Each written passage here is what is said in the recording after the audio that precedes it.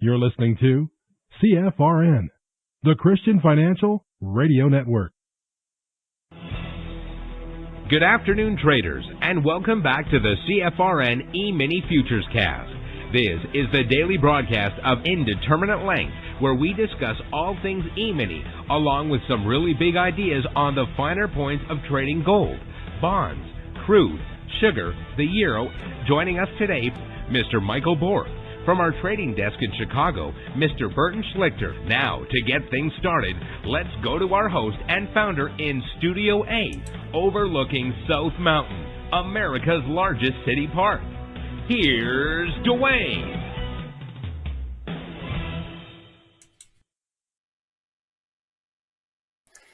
Good afternoon. Welcome back.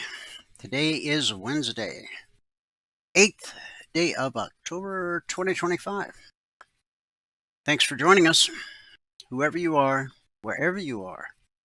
We're just glad to have you right here, right now. We do 2 live broadcasts every trading day. The first broadcast is our live training room. So to get into that one, you got to be a member or taking your 1-week free trial. If you've not yet taken your 1-week free trial, when Michael joins us in about an hour, he'll walk you through it step by step. We'll get your indicators up and indicating today.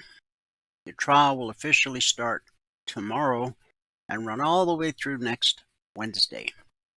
You get 5 consecutive trading days where we treat you like you were already a member. No credit card required. We let you sample everything we offer, not just the live training room. Because at the end of your trial, we want you to be able to make a well-informed, intelligent decision as to whether or not trading is right for you.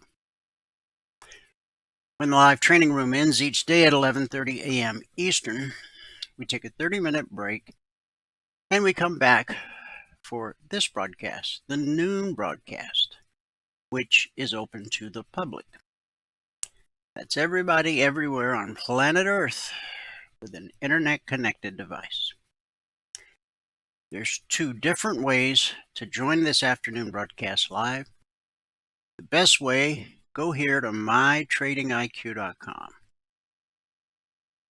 Scroll down the page to where it says Noon Broadcast. Click the link. Fill out the 30-second registration form. And you're done. What will happen going forward is every trading day you'll get an email about an hour before the broadcast starts. In the email, there's a link, so at 12 noon Eastern, all you have to do is click the link in the email, and it'll automatically log you into our platform. The benefit there is you'll have access to the question box, so you can ask questions and participate in the discussion.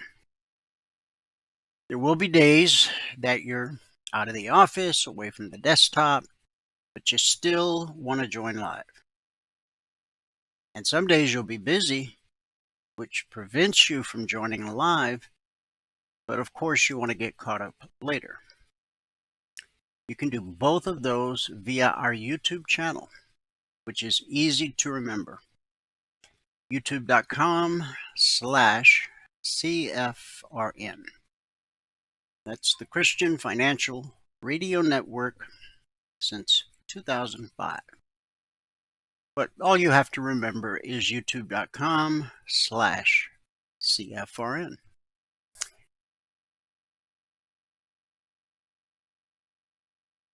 Not only do we broadcast live every trading day on our YouTube channel, as we're doing right now, simulcasting, but we also archive each and every daily broadcast, Currently, there are over 2,900 daily episodes archived for your educational and viewing pleasure. youtube.com/CFRN. This is our schedule for each afternoon broadcast. We'll dive in with our daily devotional. And the topic that we're on right now is context matters. You've probably heard, if you're a church-going type, different scriptures preached different ways. You'll often hear scriptures quoted completely out of context. If you were to read the verse before and the verse after, it might change the whole meaning of the scripture that you've worked so hard to memorize since Sunday school. Context provides the necessary background, setting, and circumstances to give meaning, clarity, and perspective to information. This enables better understanding, accurate interpretation, and informed decision-making. Without context, communication can become chaos. Our scripture today is Ephesians 6, verses 5 through 9. I'm going to share it from the NIV translation. Slaves, obey your earthly masters with respect and fear, and with sincerity of heart, just as you would obey Christ. Obey them not only to win their favor when their eye is on you, but as slaves of Christ, doing the will of God from your heart. Serve wholeheartedly as if you were serving the Lord, not people, because you know that the Lord will reward each one for whatever good they do, whether they are slave or free. And masters, treat your slaves in the same way. Do not threaten them, since you know that he who is both their master and yours is in heaven, and there's no favoritism with him. This is a really important scripture, and the context of this scripture just might boggle your mind. As Americans, or even people living in these modern times, the only real understanding we have of slavery is, well, what happened here in America from the early days. Picking cotton, Negro spiritual songs, men and women in chains, the civil rights movement, right on up to DEI. But I assure you that the term slave has a far deeper history. Now, the type of slavery that was experienced here in America, I'm not in no way am I giving that a stamp of approval. Far from it. So, of this whole series, Context Matters, I think this one should really speak to each person and really help you understand why context matters. In the scripture we just read, Paul wrote, "Slaves, obey your earthly masters with respect and fear and with sincerity of heart, just as you would obey Christ." Okay. Is Paul endorsing slavery? American slaveholders in the 1800s quoted this verse to defend the institution of slavery. But is that what Paul is really saying? To answer these questions, we need to understand the background of slavery in the first century. Not the 18th century, the 19th century, or even the 20th century. But the first century, when it was written, this is why I say context matters. The household slavery that Paul was addressing was far different from the slavery that was practiced in pre-Civil War America. Household slaves in the Roman Empire could earn and save money. They had better food and security than most free peasants, and were often educated. Some people chose to become slaves to improve their social status. Slaves had more social mobility than peasants and were frequently freed. A slave of a Roman citizen would become a citizen themselves when freed. Members of the elite class often complained about former slaves advancing beyond them. Which brings to mind an old saying, be careful who you step on as you climb the ladder of success, because you just might run into them on the way back down.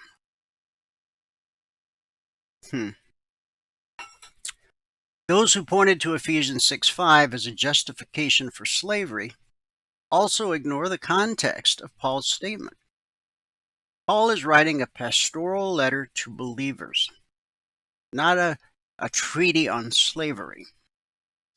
Christians were a tiny minority in Rome, and Paul is writing from house arrest in Roman custody. He was teaching the early Christians how to live faithfully in their own context. So you see, depending upon what century you are in, being a slave was not only not a bad thing, it was something that many aspired to. They would live better, eat better, have better clothes, get an education, their children would be educated. Now that first century slavery is very much different from the pre-Civil War slavery that we saw here in America.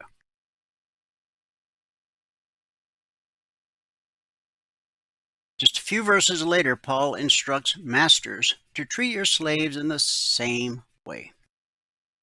After calling on Christian slaves to submit to their masters, Paul calls on Christian masters to submit to their slaves.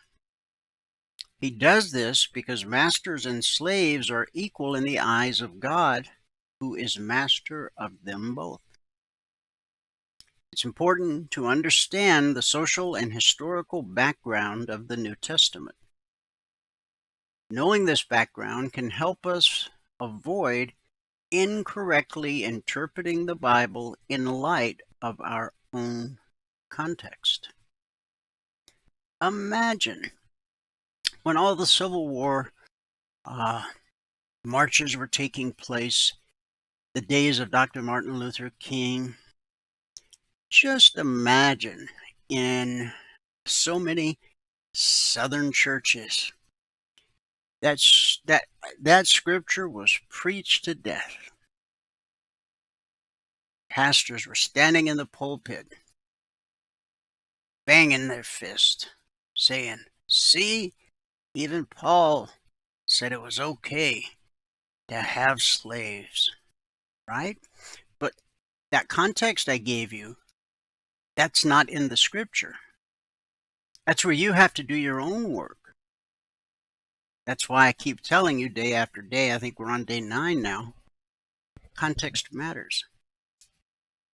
Your takeaway from today is there was a time in history when being a slave was something to be aspired to, not something to run away from. The slavery that was practiced pre-Civil War here in America was wrong, it was bad, it was evil, and it did not line up with the precepts laid out by Paul. We better pray. Lord, just as Paul spoke boldly in Athens, help us to share the truth of who you are in a world filled with idols and distractions.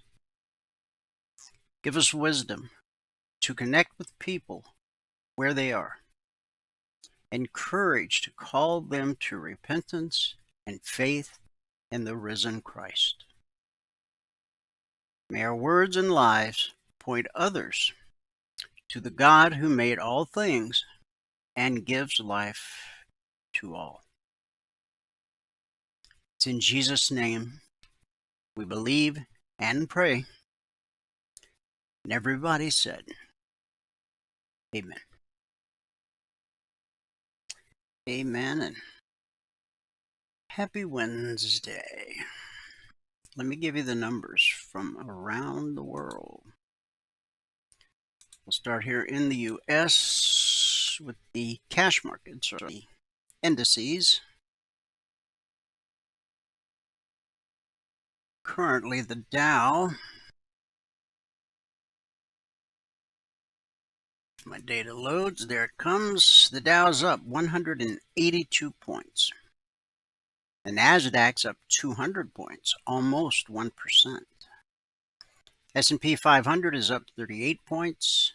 The Russell 2000 is up 22 points, almost 1%. In the commodity basket, crude oil up $1.09, trading 62.82 last.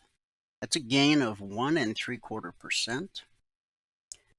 Gold is up $62.70, trading 4,067 last.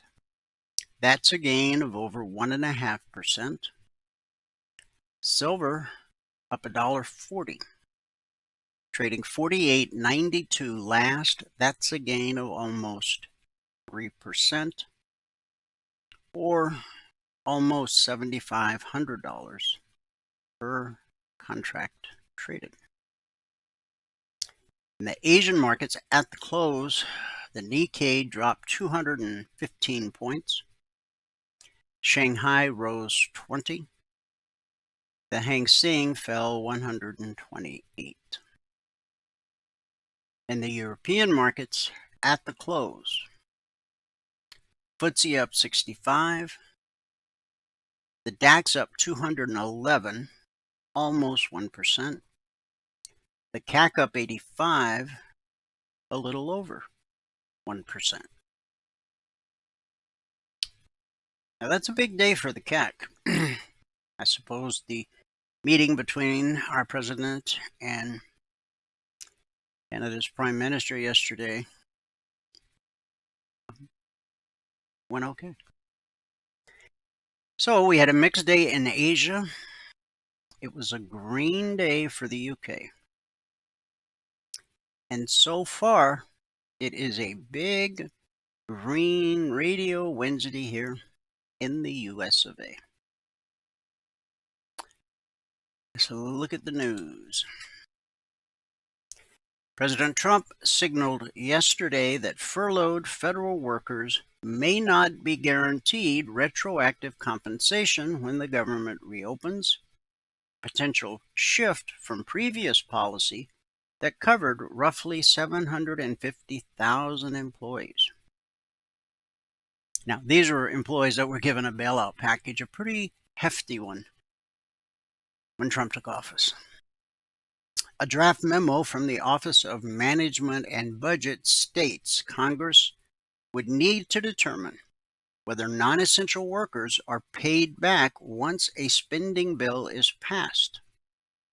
The move deviates from a 2019 law passed during Trump's first term which guaranteed back pay for federal employees during funding lapses, following a 5-week shutdown that began in December of 2018. The OMB memo argues that while the 2019 law authorized back pay, it does not appropriate funds for it. The uncertainty arises as Senate lawmakers remain deadlocked on dueling funding measures, and the government enters its 8th shutdown day. That statement is very misleading. There's an offer on the table. The Democrats refuse to sign it because they want your tax dollars to pay for the health care of people who are in this country illegally. Now, I believe that every human being deserves health care. I mean, think of the scripture of the man who had been beaten and robbed. And a priest passed by, and a Levite passed by. Finally, a Samaritan man stopped to help this poor soul, carried him to an inn, paid for his lodging, his food, and for him to be taken care of. Something unheard of in the day, because Samaritan and Jews, they didn't get along so much. So, while yes, I do think every human being deserves health care, should you have to pay for it? Now, if you invited them to come into this country and they got sick, well, yes, I think it would be your responsibility to see that they got proper medical attention. But if they came here illegally, then are we supposed to spend? We're not talking about chump change here. We're talking about $1.5 trillion. That's what's at stake. And again, it's not a deadlock. It's not a gridlock. What do they call it? A dueling funding issue? No. The deal's on the table. Democrats simply refuse to sign it. They own this. Chuck Schumer owns this. And life goes on. Supreme Court heard arguments yesterday on whether Colorado's ban on conversion therapy for minors violates free speech. We're talking about a child that hasn't even reached adolescence yet, having his pee-pee whacked off, or if it's a girl, her breast taken away. I mean, this child isn't even trusted to go out on a date yet, or attend the school dance because they're so young. But they should have the authority to make permanent, life-changing, life-altering decisions, like they want to be a boy, they want to be a girl. Now, when you and I were growing up, there was a name for boys that act like girls. Some of them grew out of it, some of them didn't. Girls, it wasn't even a thing. They were just called tomboys. And they played baseball and football and wore a baseball cap and ran with the boys, and nobody gave it a second thought. But guess what? That girl didn't try to go in the boys' locker room. She knew that was wrong. And even the boy who maybe acted a little feminine, he never tried to go in the girls' bathroom. It's just common sense. God created Adam and Eve, not Adam and Steve. I know that's an old, tired joke, but is it true or not? Okay. And of the children who went through this therapy, prepubescent, before their teenage years, 90% of them, this is a statistical fact, 90% of them regret it and wish they could go back. I don't know that the Supreme Court, outside of abortion, this is probably the single most important case the Supreme Court has ever heard or rendered a decision on. Now, how did it get twisted up into this is a violation of free speech? I'm going to tell you. Christian therapist Kaylee Childs challenged a 2019 law similar to bans in over 20 states that prohibits licensed mental health providers from attempting to change a minor's sexual orientation or gender identity. Childs says the law infringes on her ability to counsel minors within a faith-based context. What does that have to do with whether or not a child was born with a PP or breasts? I know that's a little in your face, but I'd love to hear the answer. Conversion therapy, supported by many religious groups but opposed by major medical organizations, aims to have gay or lesbian minors identified as heterosexual and transgender minors identify with their birth-assigned gender. State officials cited studies linking the practice to depression and increased suicide risk. We all know there's a suicide epidemic going on with our youth today.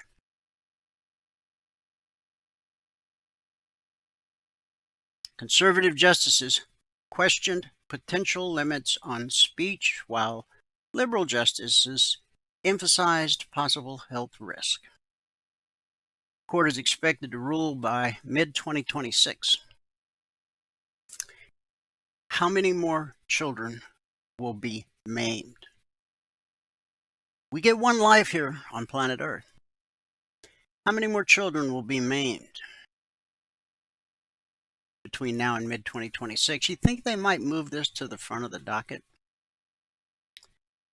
Researchers have used an artificial intelligence model to map a mouse brain in unprecedented detail, revealing previously unknown subregions. The map published yesterday will allow scientists to pinpoint more precisely which parts of the brain govern specific functions, behaviors, and diseases.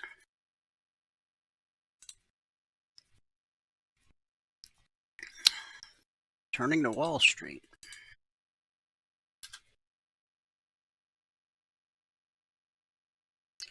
Well, we'd like to turn to Wall Street. Come on, get up. There we go. Gold climbed to new records today as silver and Bitcoin continued a run higher. Investors are looking for hedges against mounting government debt and a broader shift away from fiat currencies toward what some analysts have dubbed the debasement trade. Gold futures blew past $4,060 per troy ounce to touch a fresh record, while silver futures climbed to $48.70, their strongest level since 2011.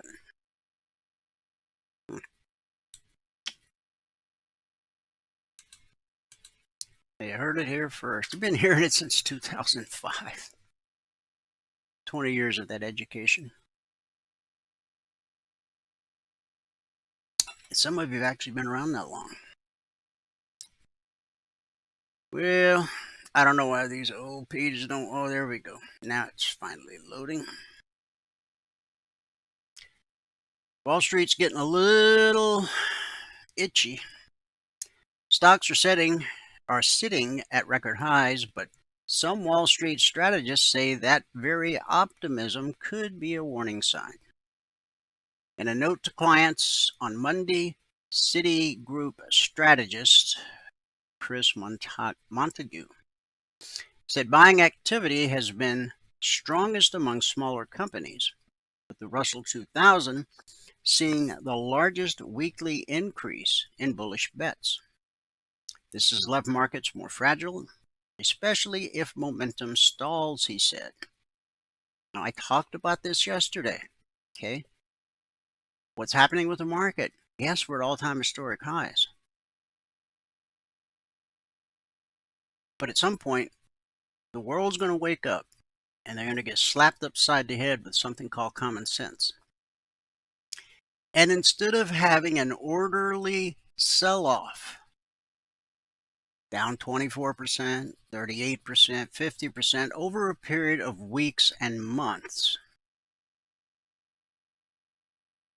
I fear it's going to happen in a day. I talked about this in depth yesterday. If you missed yesterday's broadcast, you can always go listen to it.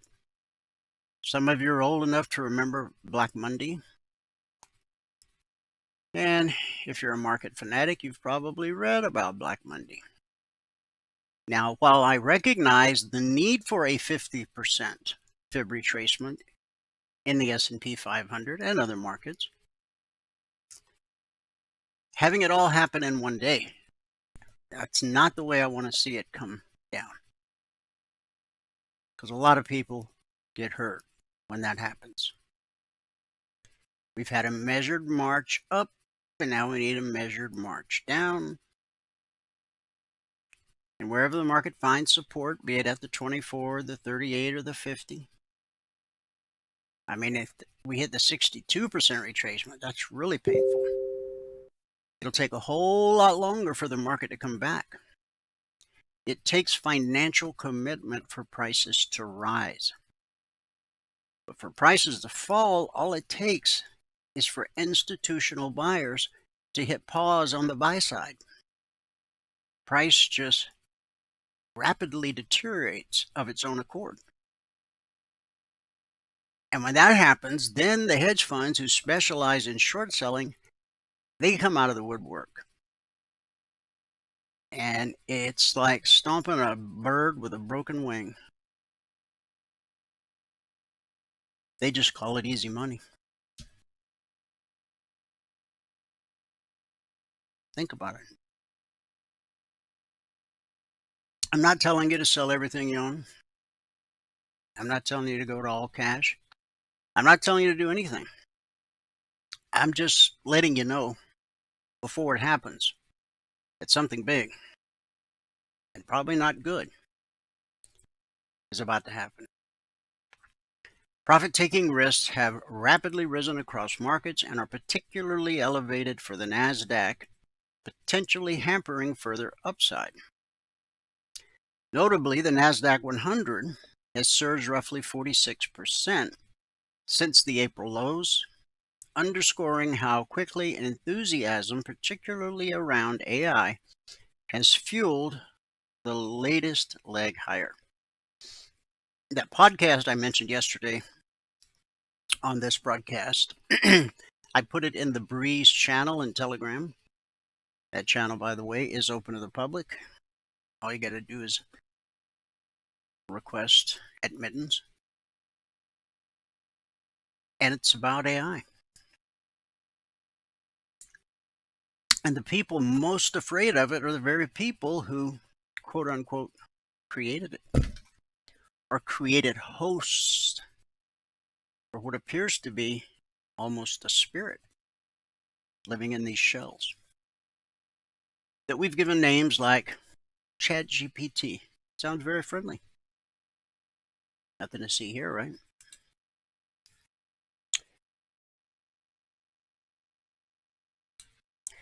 Okay, the IMF has issued a warning. The global economy is holding up better than expected despite major shocks such as President Trump's tariffs. But the head of the International Monetary Fund says that resilience may not last. The IMF said, buckle up. Uncertainty is the new normal, and it is here to stay. Now, these comments come from an analyst at the Milken Institute on a day when gold prices hit $4,000 an ounce for the first time. as investors seek safe haven from a weaker dollar and geopolitical uncertainty, and before the IMF and World Bank hold their annual meetings next week in Washington. President Trump's trade penalties are expected to be in sharp focus when global finance leaders and central bankers gather. Now, even though the government shut down, based on articles I found today, it looks like the minutes of the last Fed meeting will still come out this afternoon at 2 p.m. Eastern. I could be wrong, but that's what the one article I read on Yahoo Finance, it said expect them. I guess that's because it all happened before the government shutdown. So that could create some volatility, especially if there's any talk of not giving us more rate cuts or giving us more rate cuts. Either way, there's somebody on each side of the street that benefits one way or the other. So I'm just saying, be careful this afternoon, 2 p.m. Eastern. Amazon Prime Big Day Deals is returning with millions of deals and discounts from October 7th through the 8th. So this ends today. I should have told you yesterday, huh? Get ready to snag good prices, earn credit rewards, and check some items off your holiday shopping list early. So it's going to end tonight at midnight. You'll find millions of deals and discounts on toys, beauty products, apparel, home, anything you can find on Amazon. It'll be part of this. You do need you need to have an Amazon Prime membership to shop for these special deals. And of course, they're going to try to get you to get a Prime credit card, which you don't have to get. It does have a $0 annual fee, and you'll get a $150 Amazon gift card instantly upon approval. And there's a lot of cash back on a lot of different things. So don't know if that's your wheelhouse or not, but if it is, check it out.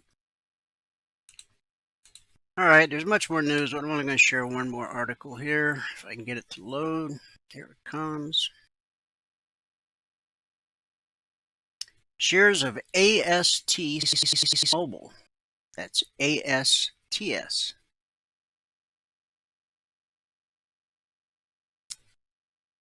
why in the world? Shares of ASTS blasted off, trading at an all-time high after the provider of space-based cell phone service announced it had struck a deal with Verizon Communications to offer direct-to-consumer broadband service across the continental U.S. AST said the services will be available to Verizon customers next year and will allow them to have cell reception wherever they are, without the need for specialized equipment. Now you can get a cell phone signal in space. Ain't that something? All right. I just got a warning, potential virus. So I got to click a few things here in the mothership. Okay. All right. Let's go to something uplifting. Logic 247. It's our 24/7 around-the-clock Emini alert service. We're currently in week 375. That's over 7 years. Over the last 375 weeks, we have issued over 2,600 individual handcrafted alerts.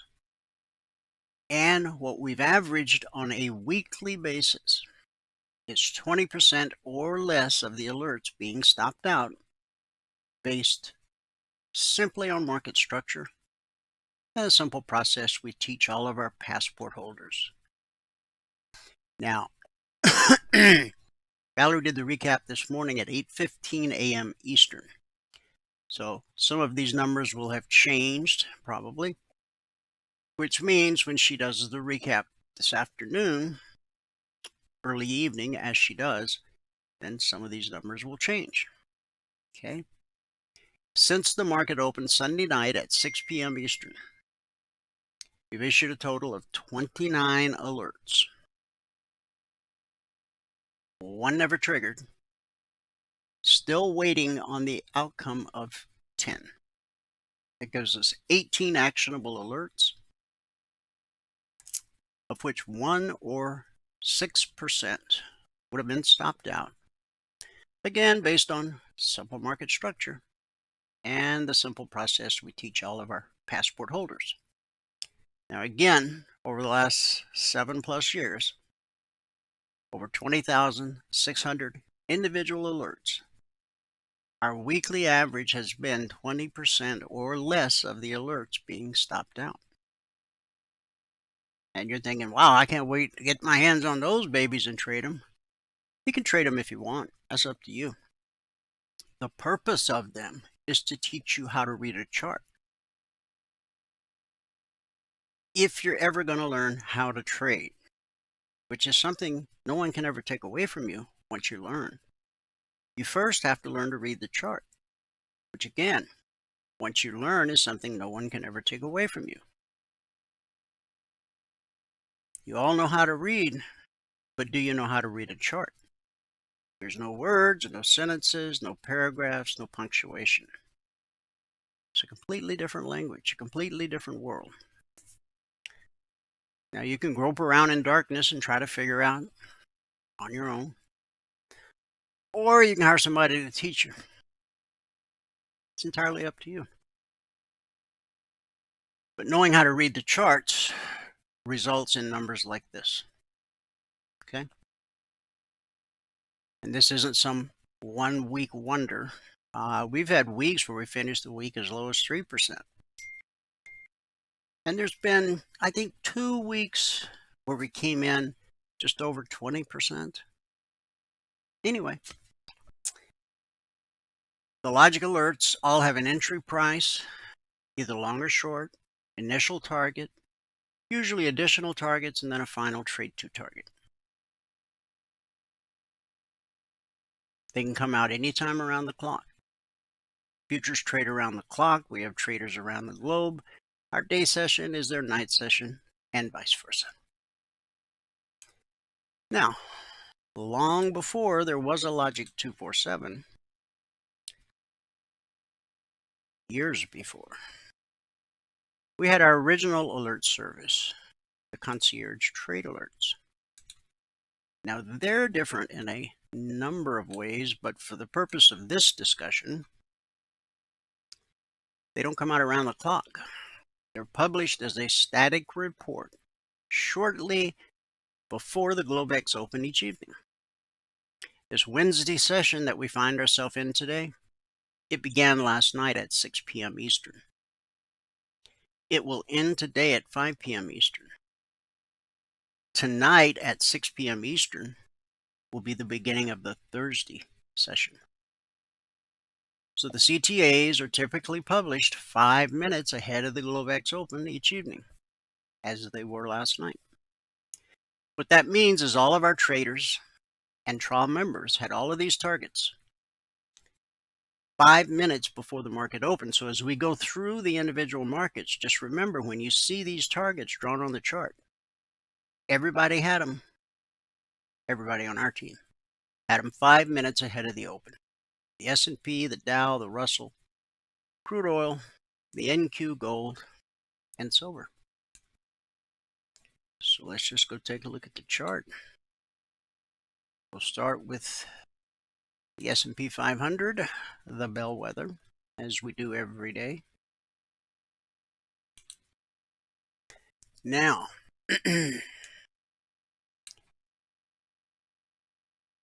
all-time historic high, 6802.75. Today's high, 6802.75. Yesterday, now again today. Now yesterday, I made a big deal about the fact that we had a bearish engulfing candle, right? This candle took out the previous day's high and the previous day's low. That's one of the most reliable candlestick signals for a reversal. But guess what? The market didn't reverse, which just gives more credence to what I said about when this thing drops. You're going to wonder, wait, did Russia invade? Did China invade? Did China and Russia get together and both invade? Because it's going to look real ugly. The 100% fib extension is up at 6807. Once we hit that, we will redo the fib extensions from this low to this high to this retracement low. And we'll see just how high she can go before bad things happen. Yesterday, we traded 1.3 million contracts. Today, we're only at 600,000. What do you think's happening? Why has the institutional buying slowed? Is it because they want to see the minutes of the last Fed meeting today at 2 o'clock? Maybe. The green line here is called the BBC. Price always reverts to the mean. No matter what kind of trading you're doing, stocks, futures, crypto, Forex, ETFs, no matter what strategy you use, price always reverts to the mean. Take it to the bank. In our case, the mean is green. We call it the BBC. And as you can see, every time price reverts to the mean, here, here, here, here, here, here, here, here.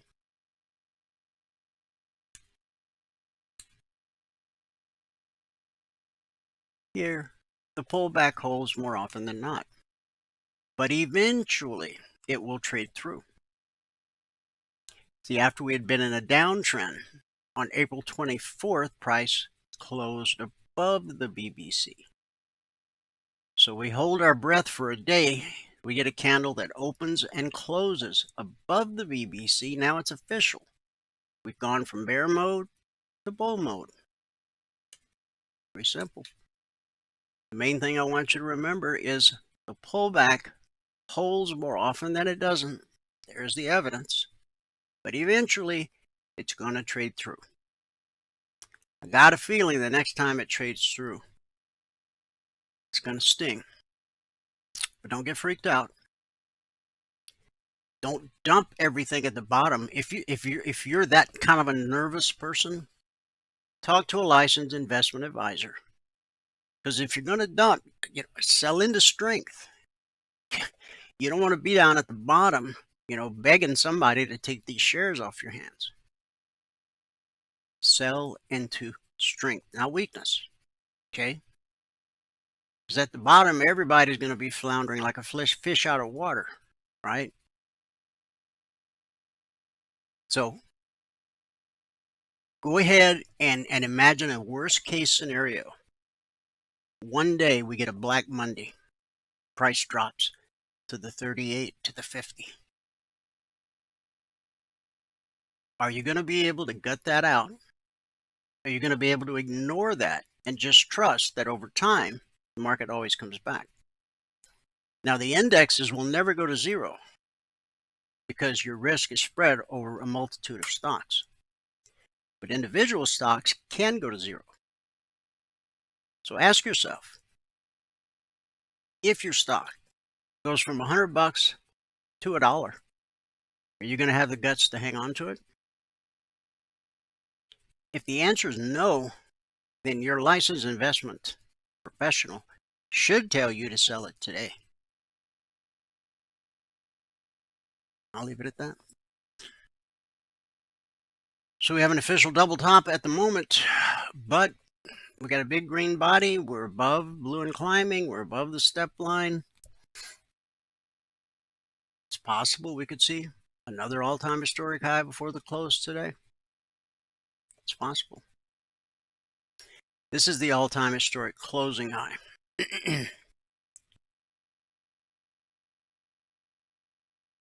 closed 67.90 and a quarter. That's the all-time historic closing high. Okay. All right. All alerts are created on the 30-minute chart. Nothing magic about 30 minutes, just the time frame I chose years ago. It's not broke, they say. Leave it alone. So I did. This was the opening candle last night. Remember, everyone had the targets 5 minutes ahead of the open. Price hits the BBC, the pullback holds more often than not, right? Now, the vertical lines that you see on the chart, that separates today, Wednesday, here's Tuesday, here's Monday. The horizontal lines are the weekly trading zones. Those are published every Monday morning at 6:15 a.m. Eastern. Once the zones are published, they're carved in stone for the entire week. They don't change in any way whatsoever. Not at all. It's been that way since December 14th of 2009. And here we are in 2025. When price rallies up to a weekly zone, we expect resistance till proven otherwise. When it drops to a weekly zone, we expect support till proven otherwise. Remember, this is Thursday, Wednesday, Tuesday. We can go all the way back to Monday. Support, resistance, support, resistance, support, resistance, support. You get the idea. Now, in between zones, okay, and we went through this exercise yesterday.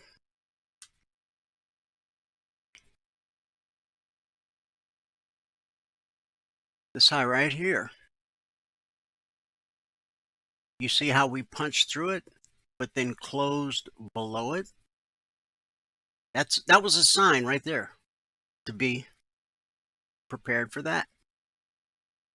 And that happened. But look where the market found support, at the weekly zone. Earlier in the day, it had found support in the session. It found support at the zone, and there it is at the zone. And then where do we find resistance? At the zone, and then we hit the long target. That was off the beginning of the 10 a.m. candle this morning. We finally got through the zone, hit the long target. When you're above the BBC, you expect higher prices. When you're below the BBC, you expect lower prices.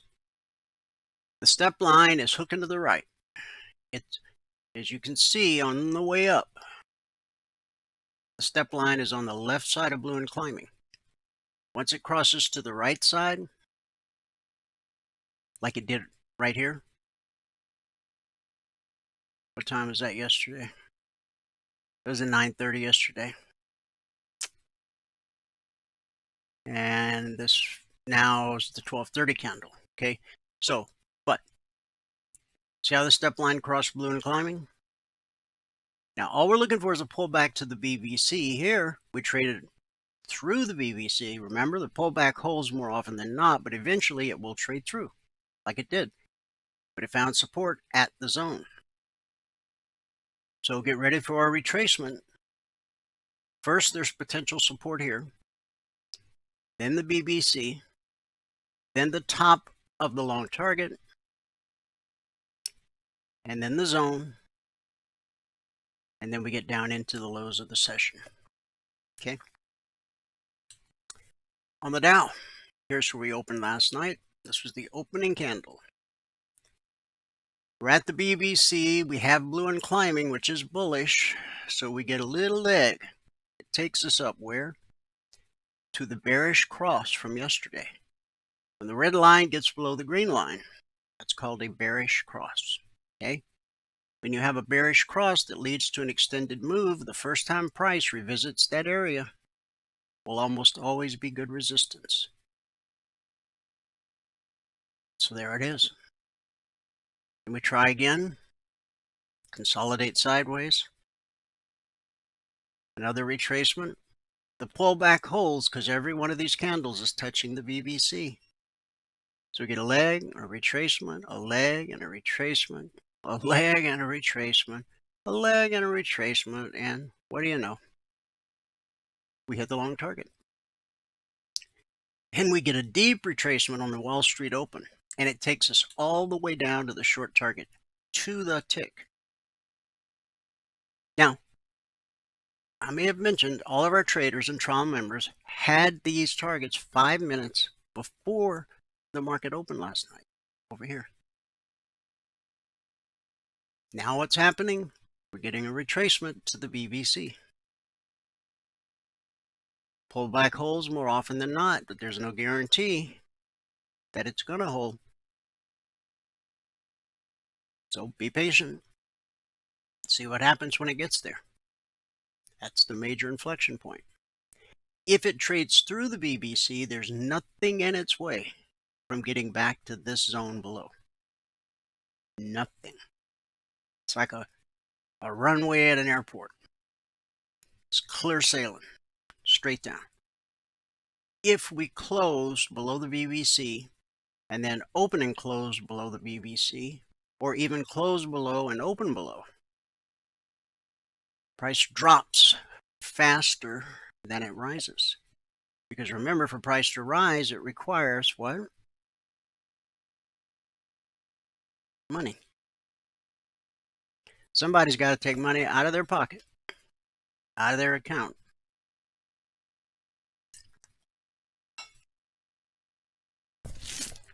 Hold on a minute. I think I got a package at the door. Hang on.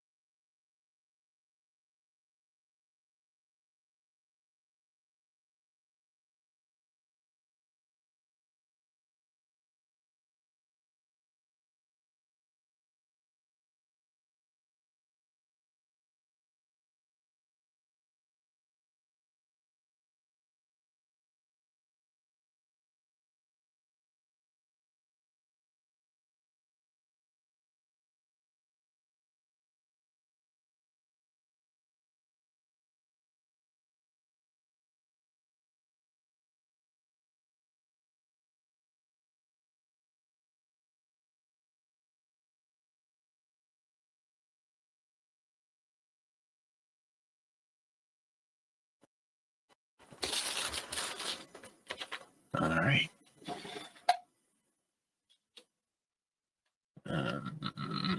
Let me just check this over here. Nothing there. Dwayne is in here. The door. Oh, okay. All right, guys. We'll pick up. This is what I was talking about earlier when in the room.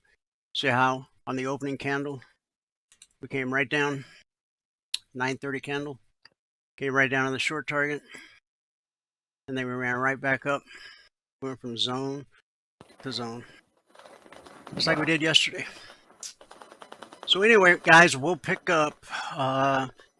We've done the ES and the Dow. So we'll pick up with the Russell when I come back.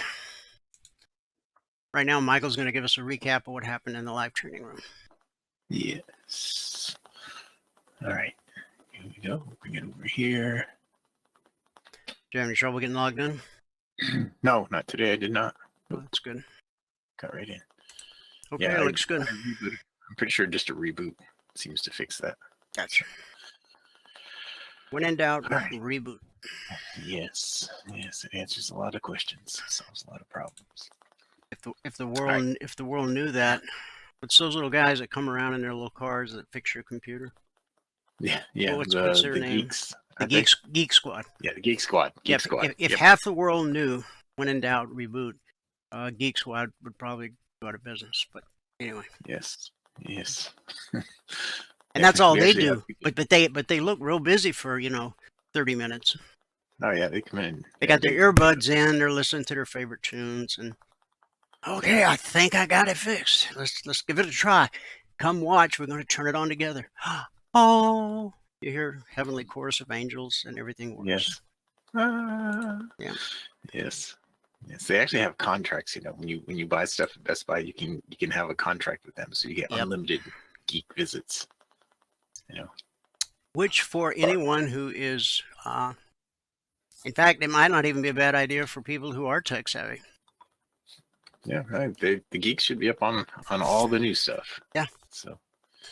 Yep. Okay, it's all yours. All right, here we go. All right, good afternoon, everyone. Today is Wednesday, the 8th day of November. Hey, it's my birthday month. It's the 8th day of November. Let's see. If you have not taken a free trial, go here to mytradingiq.com, click on the purple button. There is no credit card required for the trial. Then that is going to bring you to this registration page where all we ask for is your name, your email, your phone number. Down here at the bottom, give us your TradingView login ID. All right. Once we have that, then we can enable the tools to work on your desktop. And that's really where you want to be when you take the trial. You want to have everything running on your desktop. If you do not have a TradingView login, click this link and go get one. All right. All right. So we had a pretty good day today. Look, I added another column over here with the number of stop outs. I'll try to keep track of that. But today we had 6 out of 37 stop outs. 6 stop outs out of 37 trades. So not every day is easy for me either. Today was not. It didn't start out easy. We ended up okay, but we ended up having a really good day. But well, above the daily average on the year, which is really good. But it did not start out easy. Most of those 6 stop outs happened right at the beginning. Anyway, we ended up with 119 on the NQ, 31 on the YM, 52 on gold, and -4 on the ES. That put us at $1,220 with one contract on the morning session. Today it took 20 minutes and 8 trades to get to the goal for the day. At that point, we're up $235 with one contract at $23.50 with 10. We took a total of 37 trades. We stopped out 6 times this morning that I can see. Might have been more, but I think it was 6. On the month, that puts us at $7,185 over 6 business days, averaging $1,197 per contract per 2-hour business day. On the year, we're now at $209,102 over 174 business days, averaging $1,201 per contract per 2-hour business day. Following the 2420 blueprint, we took another hit today, I think, because it took us 20 minutes, but we did get above $1,000, so kind of becomes a wash. And I think we might have, I don't know if we went up a little or down a little today. But on average, the hourly rate so far this year, following the 2420 blueprint, is $6,157. We would have worked almost 24 and a half hours now, and you'd be up $150,247 trading 10 contracts right now, following the 2420 blueprint. Those of you guys who don't know what that is, the 2420 blueprint means you add one contract for every $2,000 that you make. Now, if you stop trading when you get $100 per contract per day, you should be able to add one contract a month. So basically what I've done is add one contract per month all year. So we're at 10 contracts now. We switched to that last week. And well, you would be at 10 contracts. I've been at 10 contracts all year, but you would be at 10 contracts now. And so me starting out and trading 10 contracts all year, starting out and trading 10 contracts has me at 209,000. Well, with one contract, with one contract, I'm at 209,102. With 10 contracts, I'm actually quite a bit more than that. But starting out with one and working your way up, and only working 24.4 hours as opposed to 4 times 2, 348 hours. So let's divide that by, just say 25. So you're working 13 times. If you just stay in the room with one contract, you work 13, almost 14 times as long, and not doing the 2420 blueprint, just trading with one contract the whole session, you work 13 times as long, and you're up about 59,000, maybe 30% more. So there's something to be said for the 2420 blueprint. If you were to quit trading when you get your goal for the day, it adds up. And once you get to a point where you're actually comfortable, like 10 contracts is a good number. For all the markets that we trade, 10 contracts is a good number. That's why I've been doing it all year. And that's what it finally got up to in the 10th month. So once you get comfortable with that, I mean, it's a good amount of money. 150, starting with 1 and working your way up to 10 is good. But what if you started with 10 and worked your way up? Well, just stayed at 10 and quit trading when you got the goal for the day. That number would be significantly higher. This number, I think that was, I think this was it right here. If you started with 10, it would have been 37,000 in the first month, 53,000 in the next. That wouldn't be 53. It'd be about 27,000 in the next month.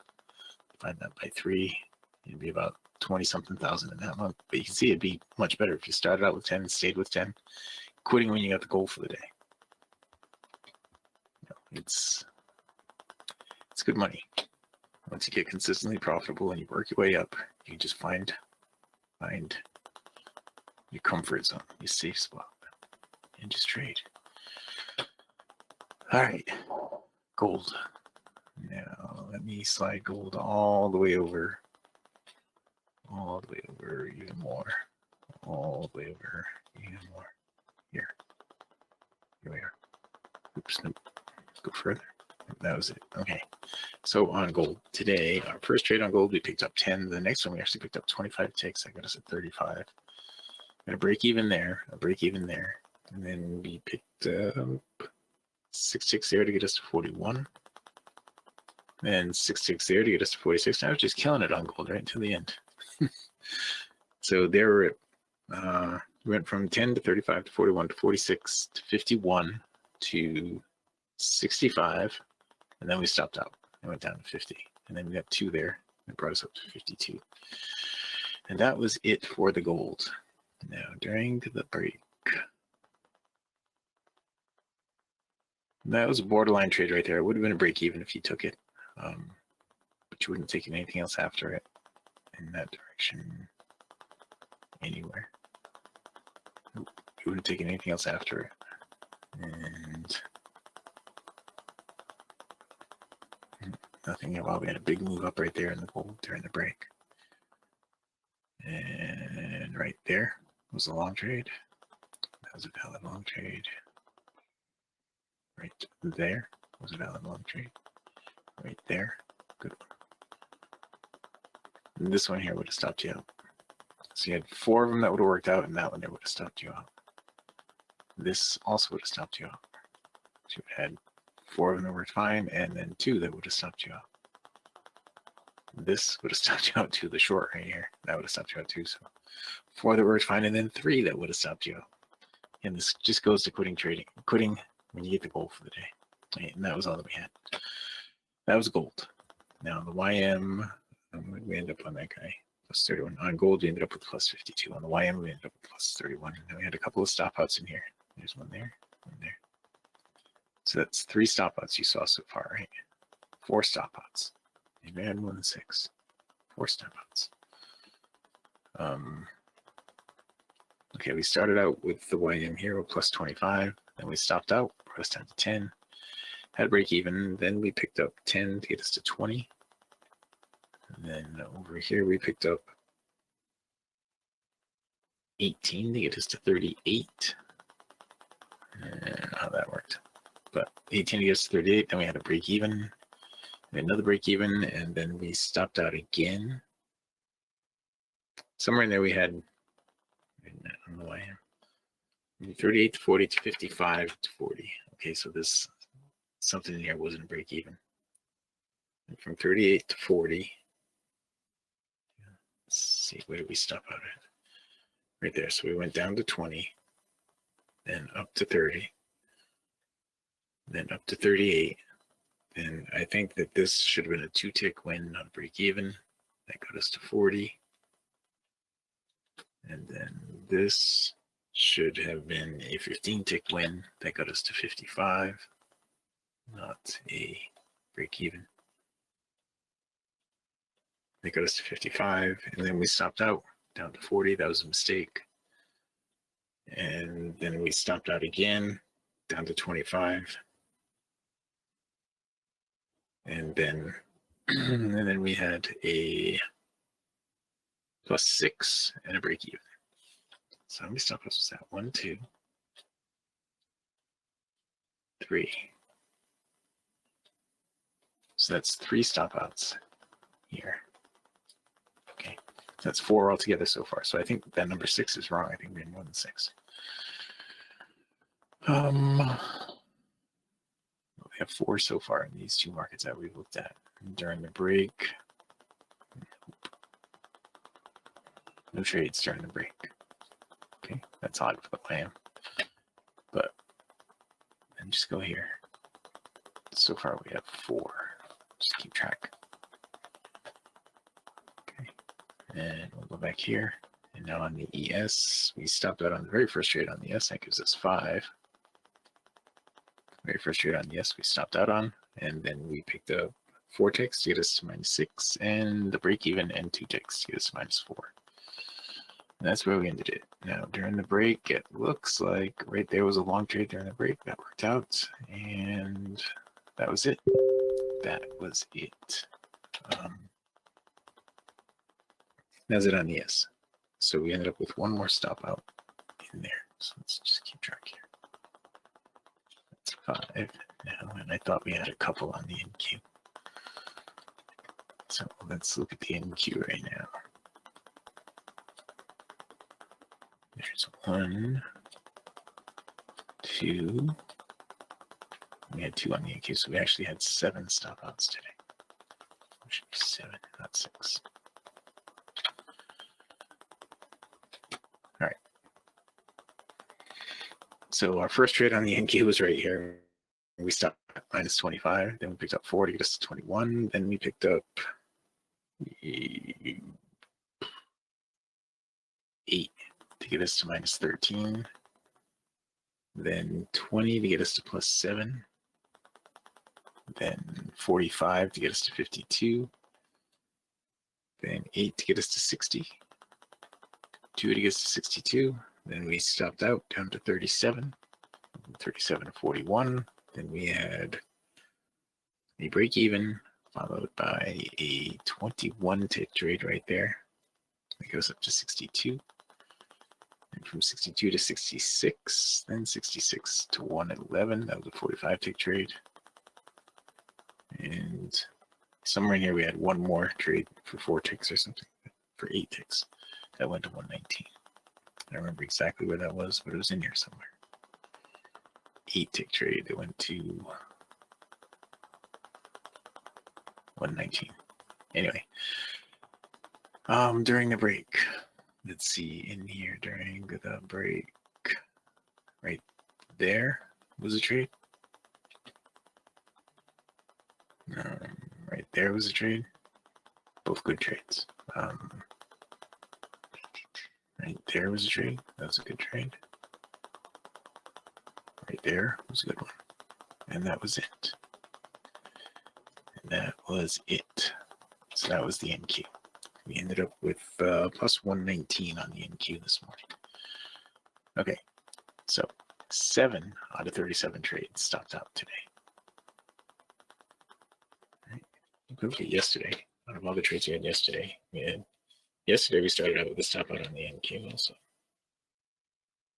And we had another stop out on the NQ. Then another stop out on the NQ. So we had 3 on the NQ. No, I'm sorry, that's wrong. We went from -25 to -13. So it's 1 from -25. We went up to 40, 43, 59, 67, 83, 95, 111. Okay, we only had 1 yesterday on the NQ.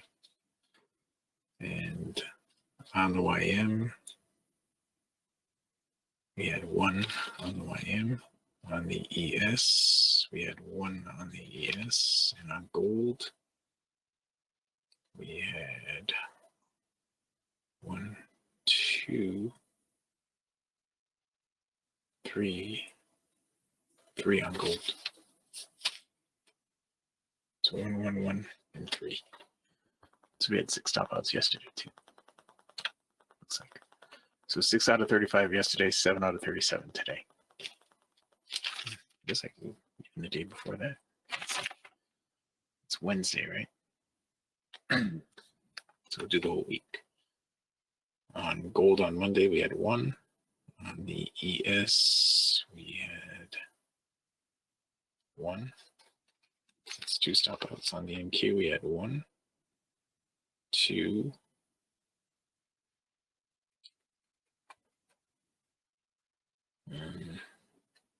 I screwed something up. Didn't have a full stop out on one of them. But 2, 3. So that's 5 together. We had 5 on the day before that. Hey, 5, 6, 7. 5 out of 39, 6 out of 35, and 7 out of 37. That's what we had this week for stop outs. Everybody has them. Everybody has them. Again, what I said yesterday, if you have an edge, just keep executing your edge. All right. You're going to have stop outs. Hopefully they don't all come at once. But you're going to have stop outs. All right. So for anybody coming on right now on YouTube, if you haven't taken a free trial, go to mytradingxg.com, click on the purple button. There is no credit card required for this. Just click on that purple button. It's going to bring you to this registration page. Just fill it out. Down at the bottom, gives you TradingView login ID. And that is all we need. That is all we need to get cracking. All right, get your indicators indicating on your desktop and everything else that you need. So we're not in the overbought here on the gold right now, so we don't have a trade there. We're too far above midpoint here on the YM to take a trade. We missed a trade. There was a long trade here a minute ago on the ES, and we just flipped a 1 hour over here on the MQ. Now I kind of want to do something different, just a little bit different with you guys right now. Okay. Let me just do this a little bit different here, just for this session.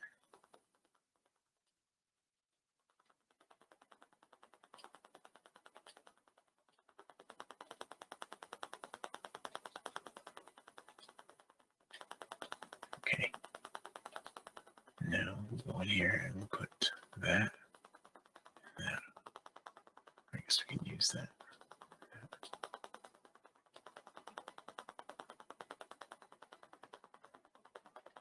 That and that. Now I also want to show you something else in a minute. Something that I did this morning that some of you guys might not have been there to see. And it could benefit all of you. Okay. So the thing that I showed this morning is, on the daily chart, once we start to run like we are right now, we're always looking for it to come back down and hit the midpoint, hit the BBC, hit the ribbon. And what I did this morning is I created an alert on that. So, oops, I messed that up. I created an alert on that. So you can create an alert that will trigger when it comes down and hits the ribbon or hits the BBC. Okay. To do that, all you have to do is go here, click on alert, then choose price, and you want to hit crossing down, and go in here and choose context, just the context. You can choose BBC, whatever you choose, whatever you have displaying on your chart is what you have to choose, okay? So I have the BBC ribbon, my chart. To the audience, just keep in mind that and you want to do it once per bar. For the benefit of the audience, just keep in mind that as we continue to consolidate sideways or move higher, that the ribbon is going to move higher as well. So right, that is exactly why I'm doing this, so that as that moves up, this is going to keep moving up. So exactly. It's moving up to hit the ribbon. So it'll be dynamic for you guys, for all of us. It'll be dynamic. Okay, so you want to have it hit once per bar, right?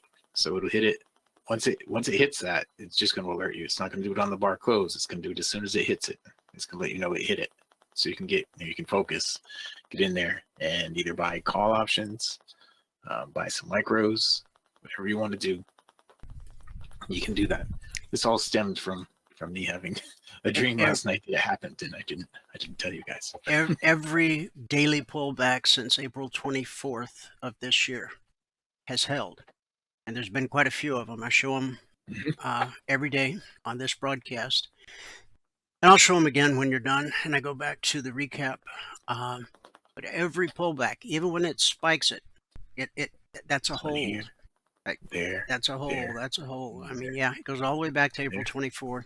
So, but while we know that the pullback holds more often than it doesn't, we also know that eventually the pullback won't hold.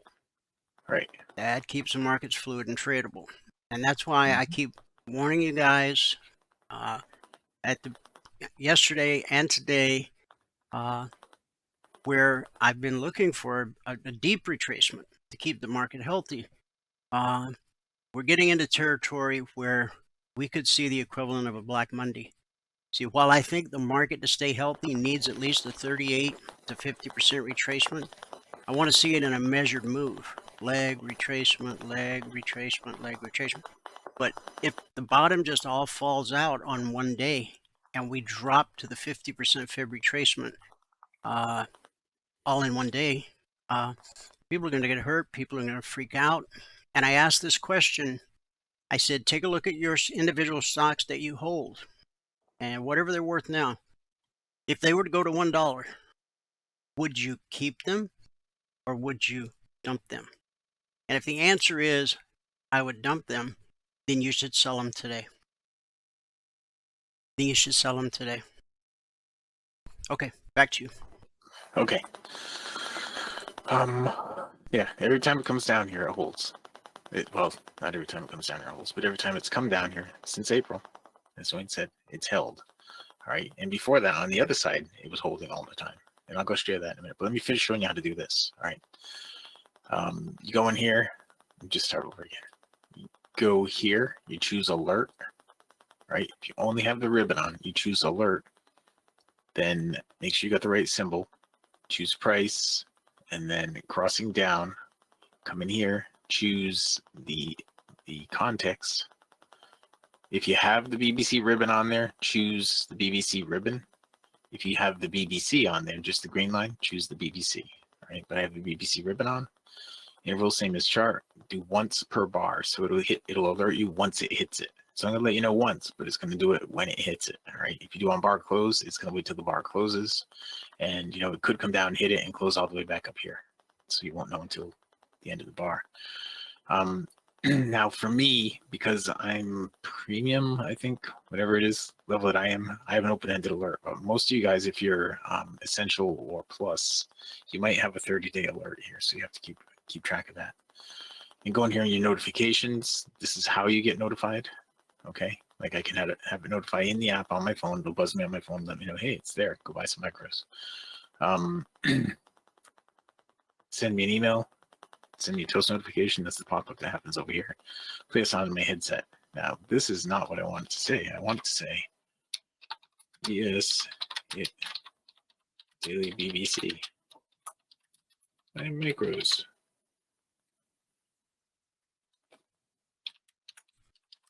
He meant Bailey, daily.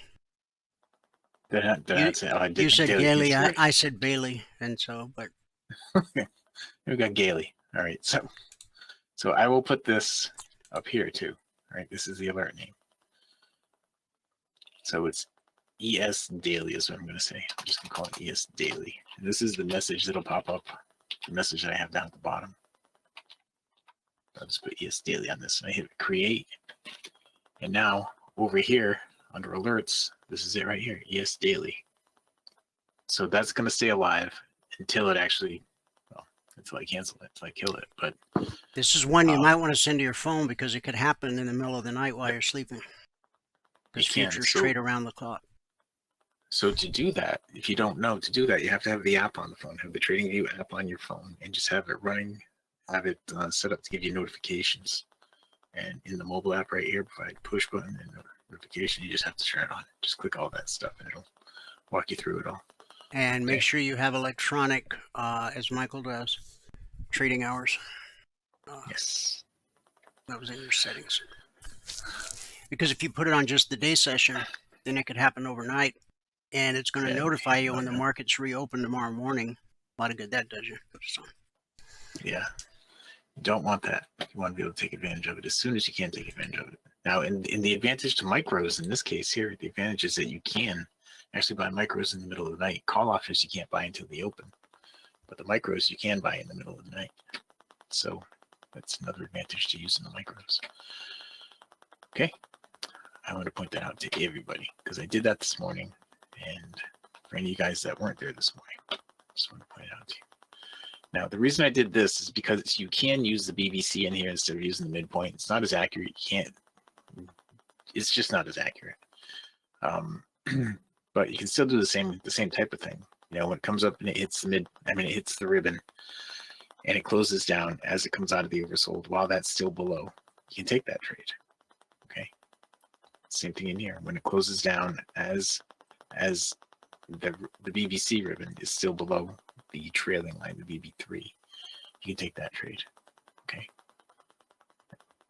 It's basically the same stuff. It's just not as precise as having the midpoint in there. I want to point that out to you too, because I know some of you guys don't have the full trigger, and if you don't have the full trigger, you can still use this stuff. It's still great. I mean, you have this part of the trigger. You can still use everything. All right. Still trade, and it trades really well. It does. It actually trades more often than having the midpoint in. To be honest with you, it'll give you more trades than having the midpoint in. If you look at all these right here, I'm pretty sure that some of those are not going to satisfy the midpoint. Where you would have a long trade right there, you would have a long trade right there, you would have a long trade right there. All of those worked out to be decent trades. You'd even have one over here. Right, so if we throw the midpoint on there, I think some of those will be disqualified.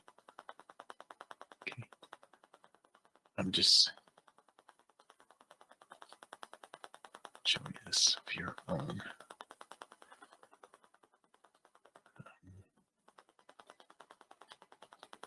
So in here, it was 3 trades right through here, right? It was this one, which wouldn't have been a trade,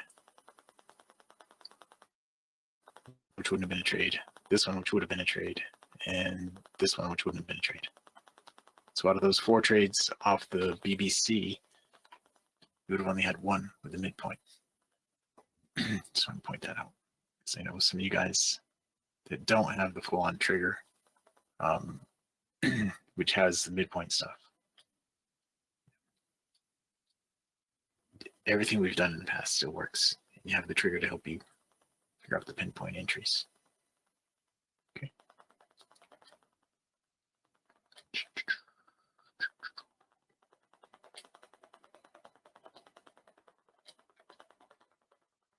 Put it all back the way it was.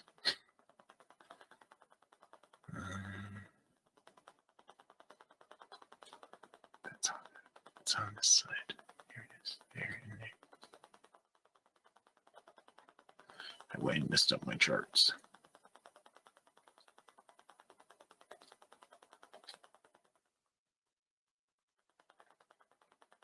Did not stick. Oh, I hit the wrong thing.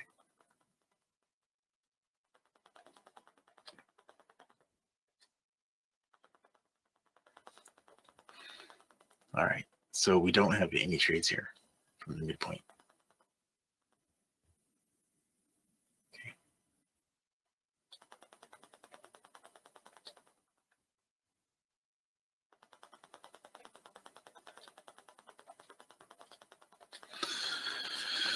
All right. Wow, there's a lot of stuff. Wow, and I ran out of time. I did not know that. All right, well, let me say this then. If you have not taken a free trial with us, go here to mytradingiq.com, click on the purple button. There's no credit card required for the trial.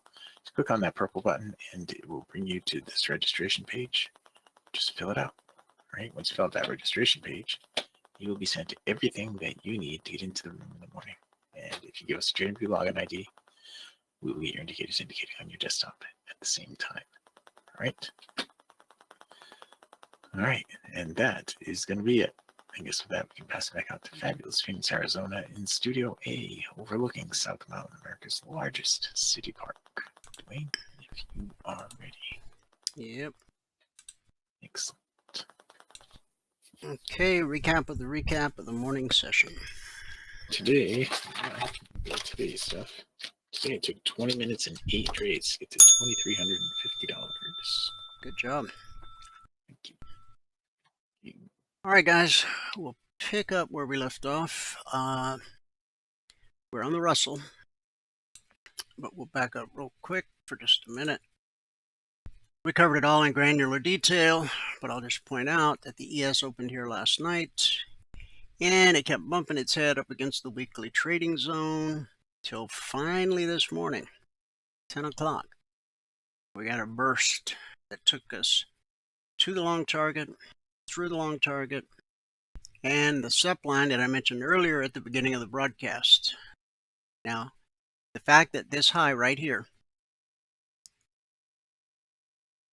which was 6802.75, and this number is 6802.75, that's a double top, okay, across 2 days.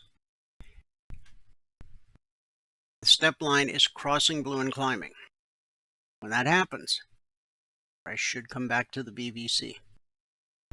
Pullback holds more often than not, but if you look at yesterday, this pullback did not hold, and the zone held, but this time the BVC didn't.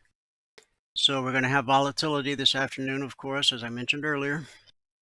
When the Fed minutes come out, we could put in a new all-time historic high. That's certainly possible. We've still got several zones overhead for the week. Once the zones are published Monday morning at 6:15 a.m. Eastern, they're carved in stone for the entire week. Okay, the Dow, we just covered that. Here was the open last night. Everyone had these targets 5 minutes before the open. So we had a leg, a retracement, a leg, a retracement, leg, a retracement, leg, a retracement, pullback held, the pullback held, the pullback held, the pullback held, and then we finally hit the long target. Then Wall Street opened, and we went from target to target. And that 30-minute candle closed right at the zone. So we had support at the zone, then we rallied back up to the zone overhead, and there's still more zones above that. Still 1, 2, 3 more zones above that. Today is Wednesday. So we got the rest of today, Thursday and Friday. Now, when I talked about the Dow with you a few minutes ago, we said look for retracement to the BVC. That appears to be coming to pass. Okay. Step line is crossing blue and climbing in a little bit of an unusual fashion, but crossing nonetheless. So now the market we left off on was the Russell. Here's where we opened last night. We're below the BVC, so we expect lower prices. We dropped to the weekly trading zone that was published Monday morning at 6:15 a.m. Eastern, 2472/73, and the zone held. Support always sends the market looking for resistance, which you found at the BVC. We got a little retracement, then we overcame red and falling. Okay, that's very bullish when that happens. And then the pullback held, pullback held, pullback held, pullback held, pullback held, and even here where we ran all the way down to the zone. Okay, that's the 9:30 open on Wall Street. We ran all the way down to the zone, found support. Remember, when price drops to a zone, we expect support until proven otherwise. When it rallies up to a zone, we expect resistance until proven otherwise. Support, support, resistance, support. You get the idea. Support. So we've overcome the zone here. Now, initially, we ran into resistance at the zone and the previous bearish cross. Okay, we overcame that. Now we're getting ready for the retracement. See how the black step line's starting to go to the right side of blue and climbing? All it'll take is another 1 or 2 candles of sideways consolidation. Now it's 10:35, 11, 12. So we're only 25 minutes away from the Fed minutes. So now, I said this earlier, both sides of the street can benefit from whatever it is that's in the Fed minutes. Whether they talk about maybe having fewer rate cuts or more rate cuts. My thoughts on silver, Jake, are sure looks nice. We hit $49 today for the first time since 2011. We've only been to $50 twice in history, so we'll see what happens. Those are my thoughts.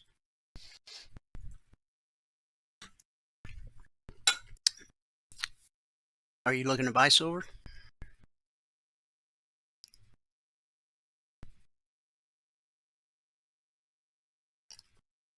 It's times like these when you can actually buy without having to pay the premium.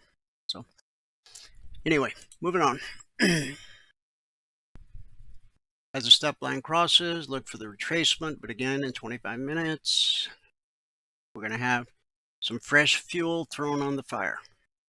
We don't know what the minutes will say, and we expect them to come out. According to Yahoo Finance, they're going to still come out, even though the government shut down. I'm assuming that's because, well, it's not like the Fed has anything to do with the government anyway. They're a privately held corporation. It's amazing how many people to this very day don't know that. Now, the high of the day right here, as you can see, was this high right here yesterday. It's market structure. You should have been prepared for resistance right there. Trailing your stop as tight as you can. Otherwise, those gains evaporate. NQ. Here's where we opened last night. We're below the BVC. So we dropped to the zone and blue and climbing. Blue and climbing is bullish. It takes us up to the BVC. And then we drop back to the zone. And when price drops to the zone, we expect support. And only one of 3 things happens when price encounters a weekly trading zone. 70% of the time, it's consolidation. This was wide-ranging consolidation yesterday. 20% of the time rejection, 10% of the time the slice.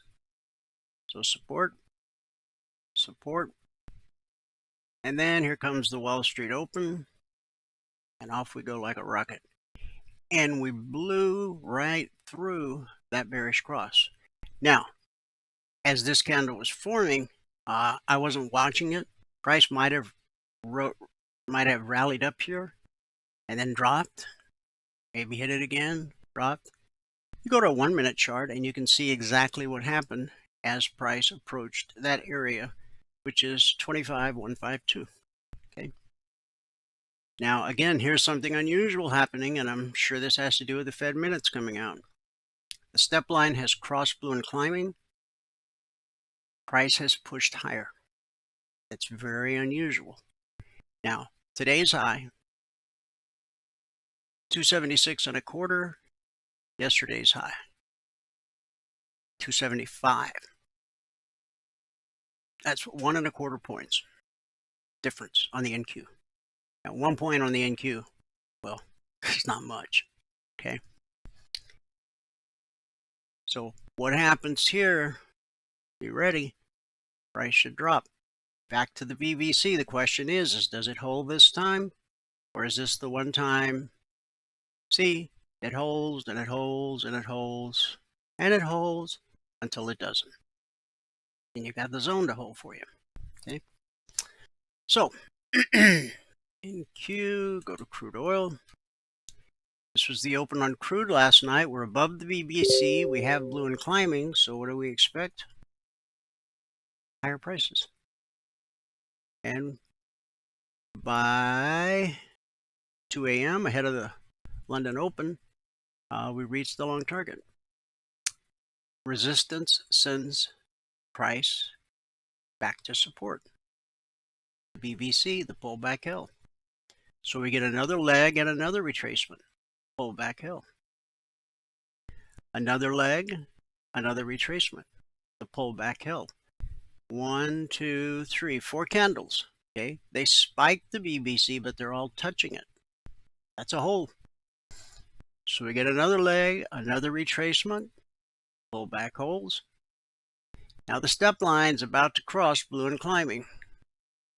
Looks like this market's about to come down to the BBC, and after holding this many times, it holds more often than not, but eventually it will trade through.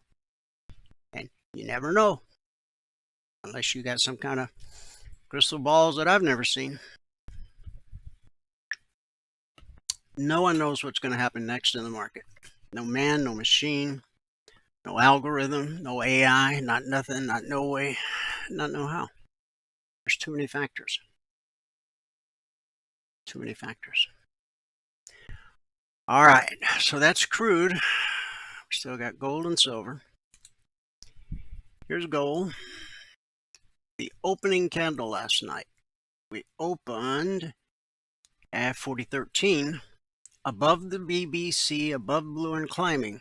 So naturally, you just buy the open.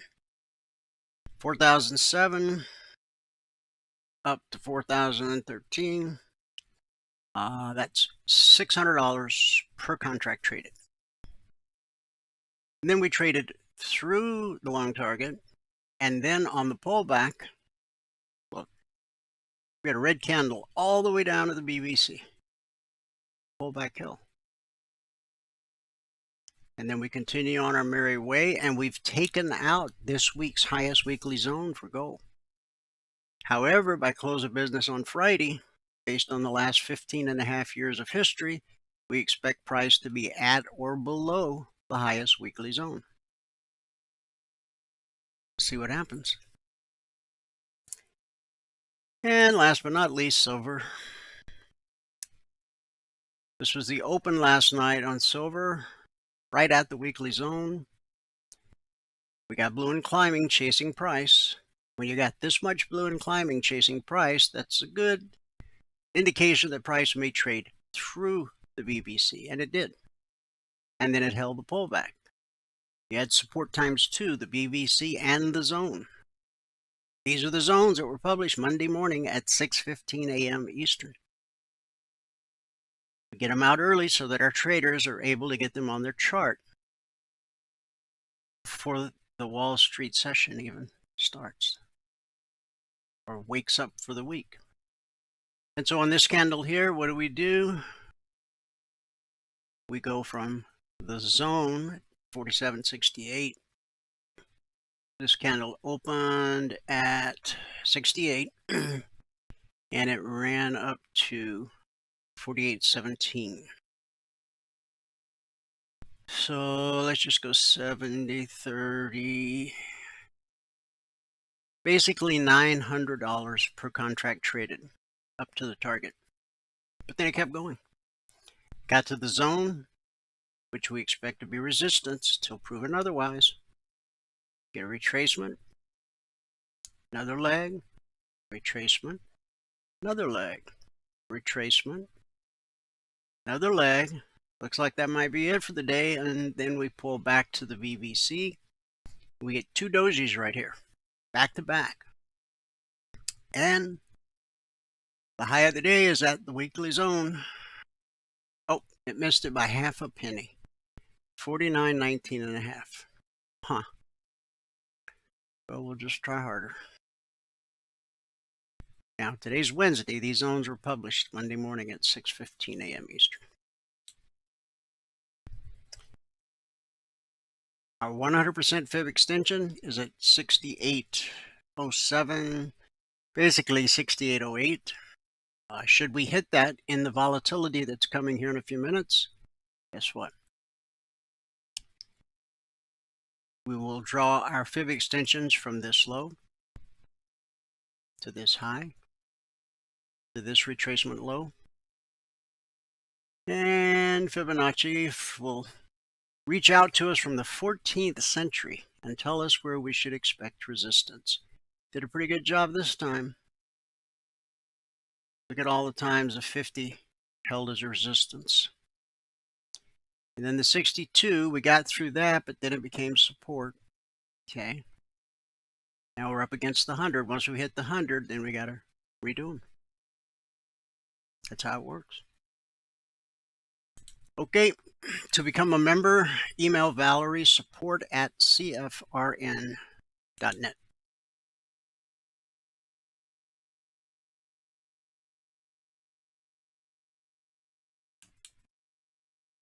Let her know you want to become a member. She'll send you the information you need to get signed up. Once you're all signed up, she'll send you all the information you need to get started. Create a folder in your email client. Every email she sends you, put it in that folder. Because as you begin your learning process, there's going to come a time, could be in the middle of the night, could be over a weekend, could be a holiday. You need that information. Nobody's in the office. Well, the good news is you've got all the information you need in that folder that you created in your email client. People tell me all the time, I didn't get that, or I don't have that. Well, then that's because you don't know where you put it, or you deleted it, because we send everybody the same package every time they become a member. Period. End of story. Okay? Okay. Now, when you become a member, you're going to get 2 hours of live training every trading day in an interactive environment.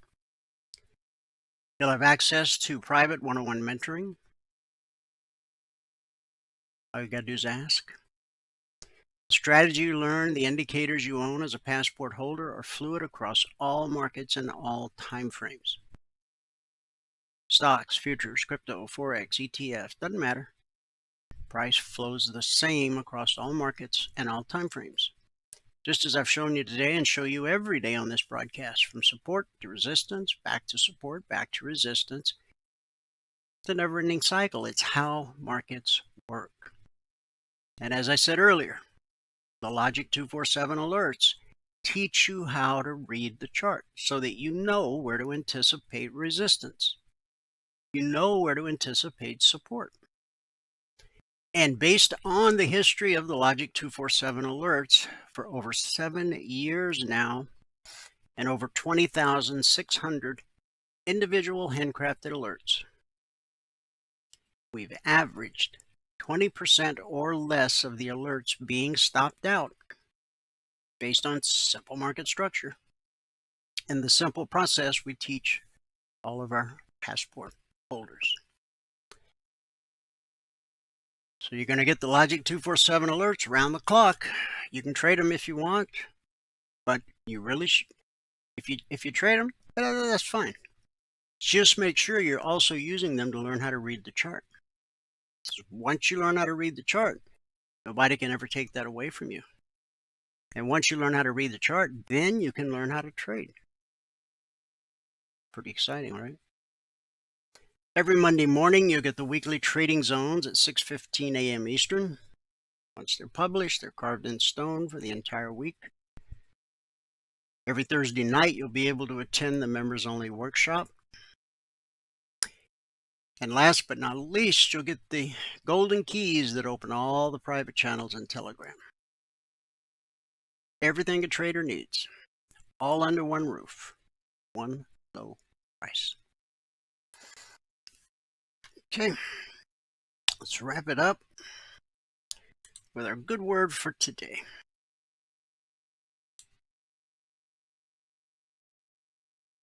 Yesterday was part 1. Seeing yourself through God's eyes. Today, part 2. Colossians 2:10, you are complete in Him. One Christian author writes, what if everywhere you went, you ran into someone you didn't like? You attend a party and have to endure her conversation and constant opinions.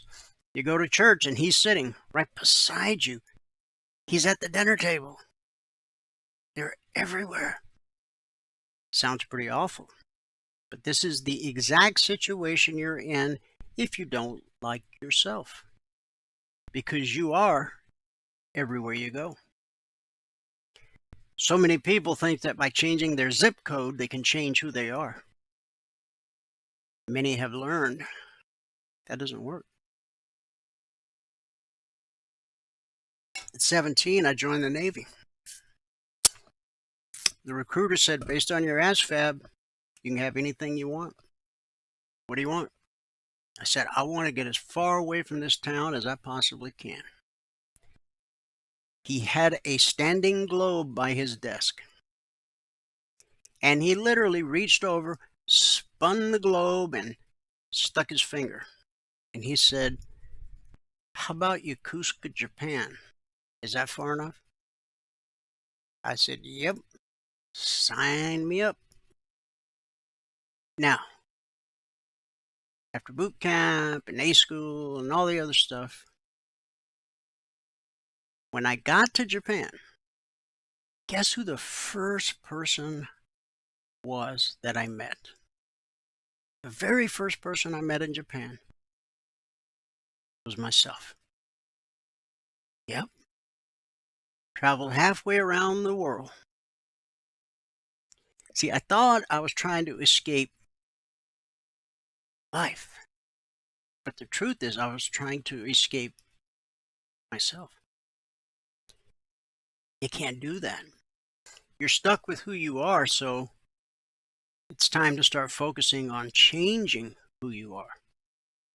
I'll never forget the first time I looked in a mirror and said, now this took many years, but I looked in a mirror and said, you know what? I like that guy. I could hang out with that guy. It took almost 4 decades for that to happen. If you don't like yourself, you're in for a sad life.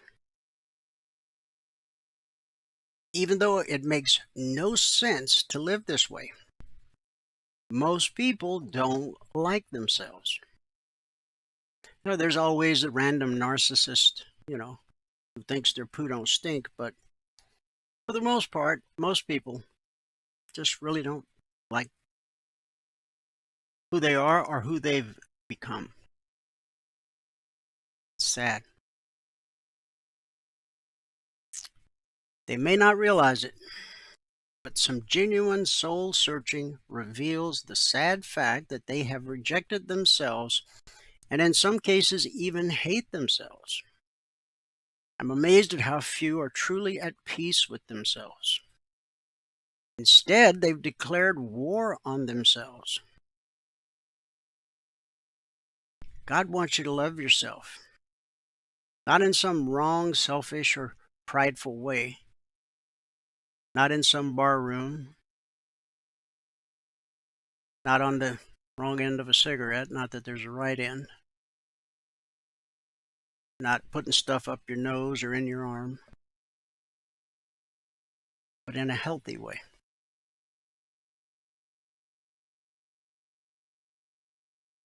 Where are you at in this war? A healthy way that truly understands how special you are to Him, the one who created you.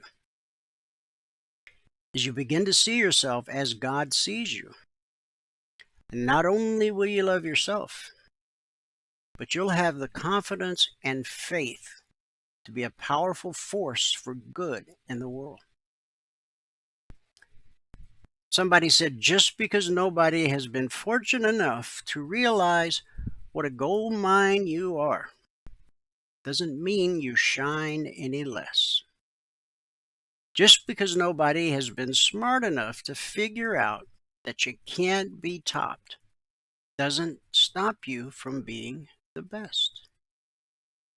Just because nobody has come along to share your life, doesn't mean that day isn't coming. Keep shining, keep running, keep hoping, keep praying. Keep being exactly who you are. And that's our good word for today. Thanks so much for tuning in. Whoever you are, wherever you are, may God continue to richly bless you with His mercy and with His grace. And I'll see you at the bell.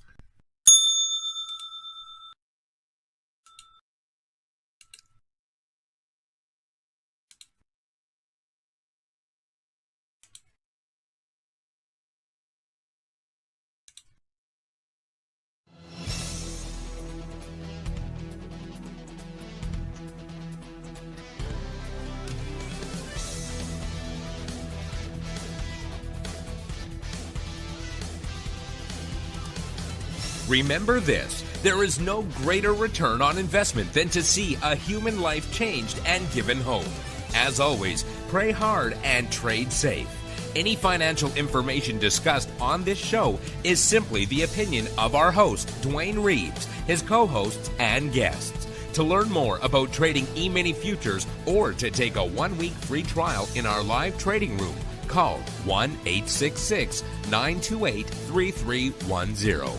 866-928-3310. Information discussed on this radio program should not be construed as a recommendation to buy or sell any security. Always do your own due diligence and consult with a licensed securities broker or financial planner before making any investment decision.